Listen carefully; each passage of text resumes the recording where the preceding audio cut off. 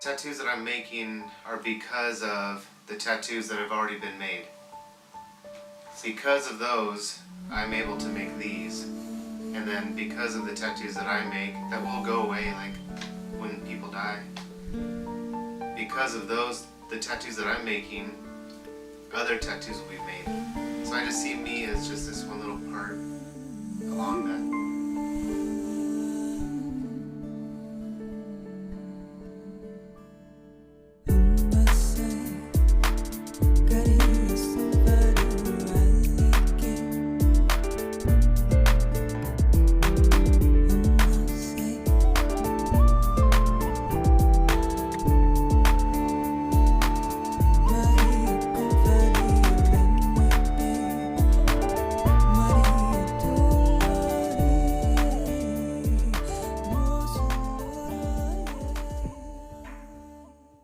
Your perception of tattoos when you started out and now, do you see any change in how you perceive tattoos as an art form or a way of life for you? When I started out, I just saw tattoos as little things that people put on little parts of their body. And they were the only ones that I could understand. You know, if someone gets a little thing somewhere on them, like on their arm. As I understood that and could do that, then I would look a little farther down the road and I would see a little bit bigger tattoos. So it went from something this big to something this big. And I remember thinking at one point, something like this big, like the whole inside of your arm was so big and such a huge commitment. Now I don't see any parts or any things, I just see the person. And there's a big jump from there. You know, there's a big jump from a little thing on a little part to just working with the whole person. And so it could be even just their body and the type of body they have or the type of personality they have. It could be filling in what's left because they have other tattoos, or it could be just putting the perfect thing somewhere on them that represents kind of who they are. But it's always the whole person now. And that's difficult to explain because everyone, I would say, everyone sees parts, you know, like you and I don't see me as a whole, I look down at my parts. But even a big part, like my whole back or my whole front, it's still a part.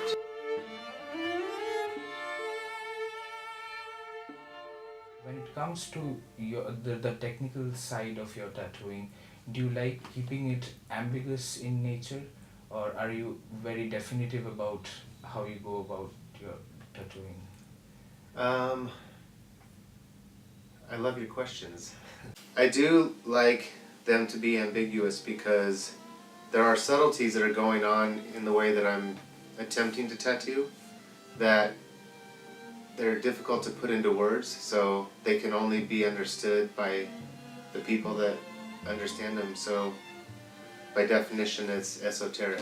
The people that only care about the end result and it looking like this, so they're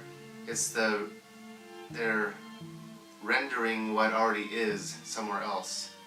You know, there's a picture and they're rendering that picture. So they're looking at that picture and they are transposing it onto this person as accurate as possible so that it looks as close as possible to the original.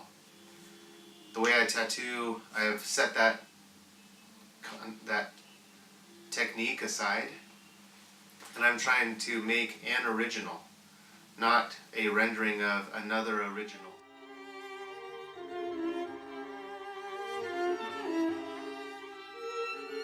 When I pull a line, I want it to come from within me.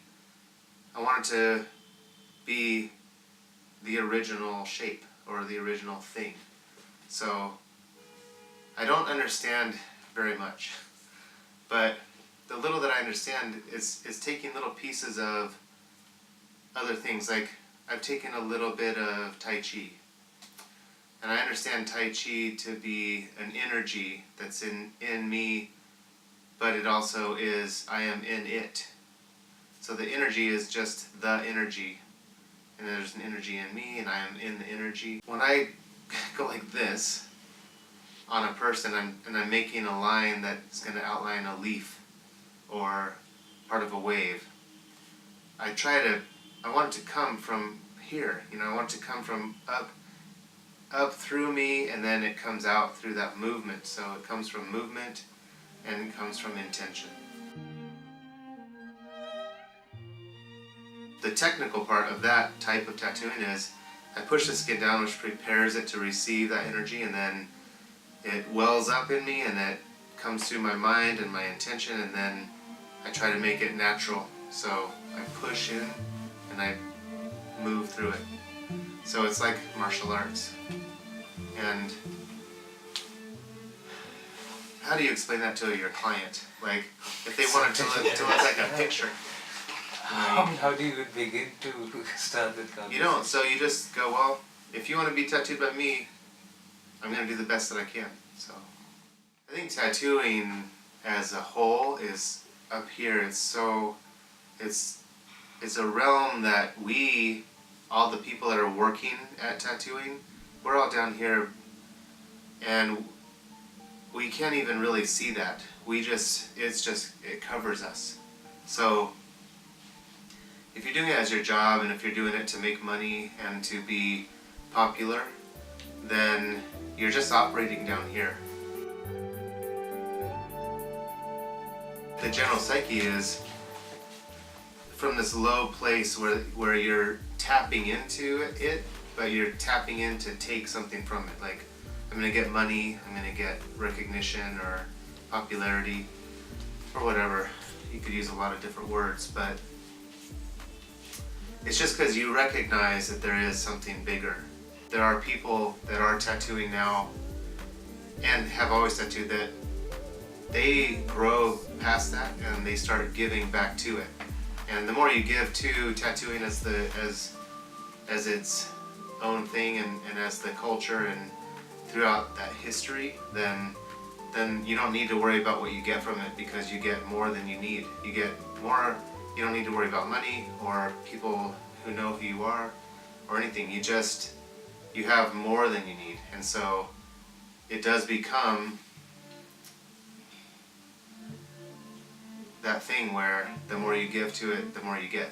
The majority of people, I think that they're attracted to something that they don't understand, so they're in it. There are some people that understand it and can articulate it or can somehow identify it and maybe talk about it, but it's not even necessary. Like, they don't have to talk about it, because the people that understand it and get it, it doesn't need to be explained.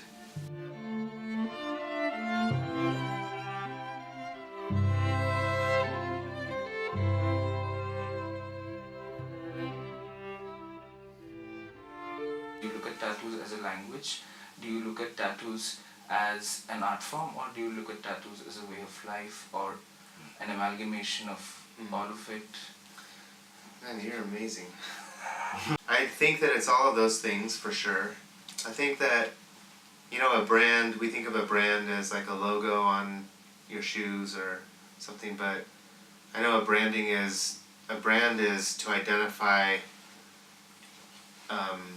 belonging to someone or something. So I do think that tattooing does brand us into a subculture of people, and then within that subculture, of course, there's all these different facets, and there's all the different, we call them styles.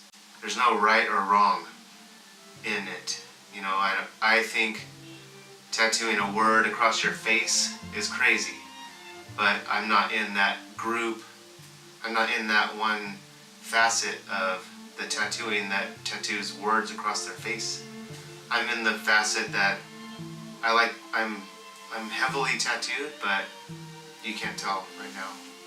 And I like that. It's not on my hands, it's not on my face. I have a tattoo on my head, but it's I'm in that group. I have a tattoo on my head. It's all those things that you said. It is a language, it is an art form, and what was the third one you said? Our way of life. It is a way of life, yeah. I mean, it is. The moment that you get tattooed, it puts you in a different category than the people that aren't tattooed. Absolutely. And because you're not tattooed is not bad or wrong, and because you are tattooed, you're not better or worse. It's just a decision that puts you in a different category.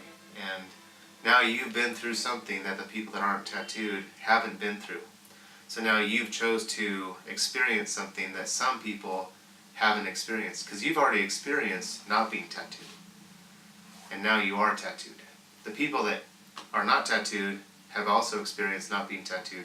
They just don't understand being tattooed. Just the same as going skydiving, and everyone knows what it's like to not jump out of an airplane. Some people know what it's like to jump out of an airplane. And then some people know what it's like to die doing that. And no one that we know knows that, because they're all dead. So it's just all these levels. That might have been a weird analogy, but Wow, that was crazy.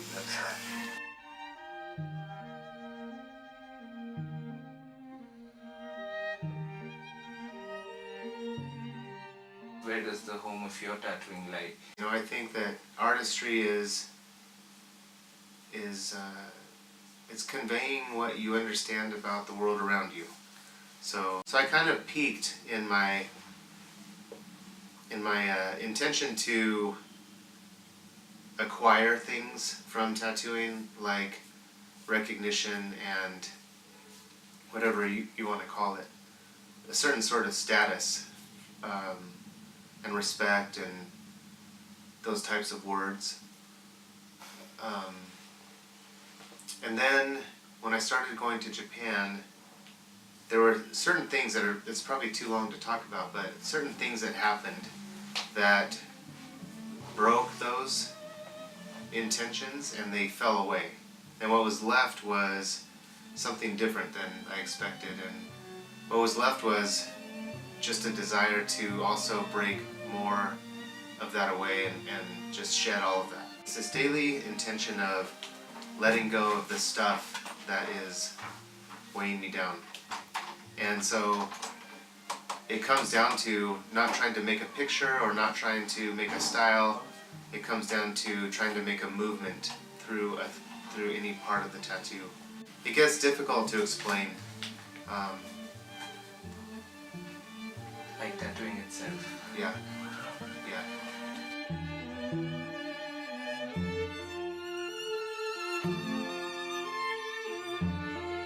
We always talk about balance. We always talk about the good and the bad. How would you describe the yin and yang of composing a tattoo design? There's so many different words that are used for that, but there's creation and destruction. There's masculine and feminine. There's giving and receiving. So it is a balance, and balance is, if you picture balance, it's a constant adjustment. You don't find balance and stay there, because the moment you find balance and stay there, then you start to fall. So it's always adjusting. So as soon as you feel the weight starting to shift, maybe a little darker, then you shift it a little bit more towards light. And so you're constantly, and when you do that, once you start getting that flow, balance is easy, because you understand the sensation of going off balance, and then you pull it. You're looking at a tattoo, if it's going too dark, then I add something light to it. If it's going too rugged and organic, then I add a smooth movement to it. If it's going too smooth, then I add texture. And those are things that, I haven't, up until now, I haven't really been asked questions like that. My clients don't understand that at all. The best client in the world is the client that has no expectations. They want to surrender to the process. They want to surrender instead of saying, like, I want to control how this looks, their biggest sensation of control is handing that over to the artist and saying, I will be happy with whatever you give me. Which is not easy. I have tattoos that I'm not happy with. It's like very rare to find the combination of strong and feminine put together in tattoo imagery? I interviewed Shige for a short film that we worked on called Surrender. In the interview, this part isn't in the film because it was just cut, but he talked about the reason why he was even attracted to me in the first place. He invited me to Japan, and I didn't pursue him or anything like that. I actually was intimidated by him, and I was actually competitive, and I felt threatened by Shige because we were both similar age and similar, we were working the same shows, and I was trying to beat him, basically. And he was attracted to my work. I didn't know this until years later, until honestly last year. And he explained that what he liked about my work was that it wasn't, in his words, in his English, he said, it wasn't crazy. And I said, what do you mean? And he said, crazy, like rah, like, you know, like sharp fangs and crazy eyes and just all that aggression and monsters and demons. And even though I've done plenty of that, I've also done lots of feminine things, and I like shapes. And I do think that a curved shape is feminine and a straight shape is masculine. And I think that thick, bold lines is masculine and thin, delicate lines are feminine. But I think that they both have their place anywhere. And it was interesting to hear him say that that's why he liked me, was because what I did was pretty or beautiful, not just crazy.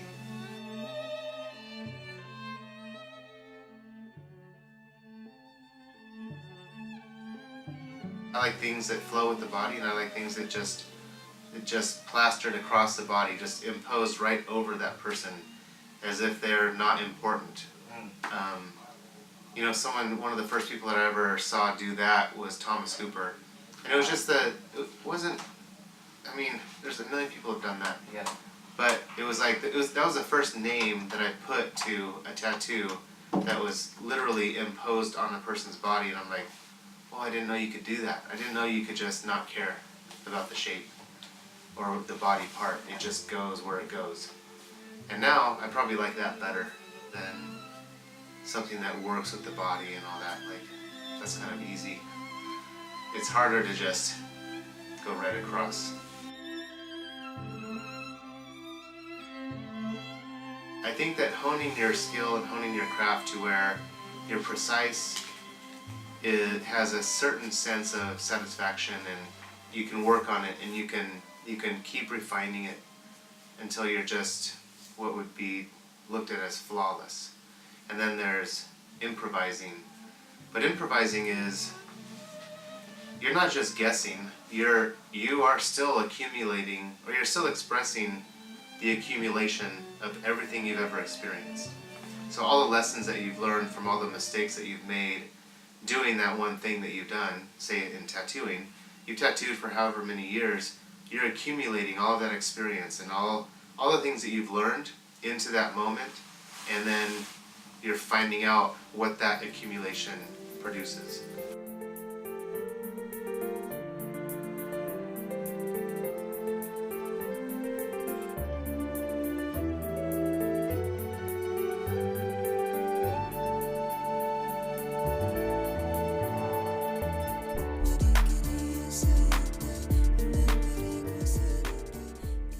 I'm Jeff Bogway, and if you like this video, please follow Tattoo Culture.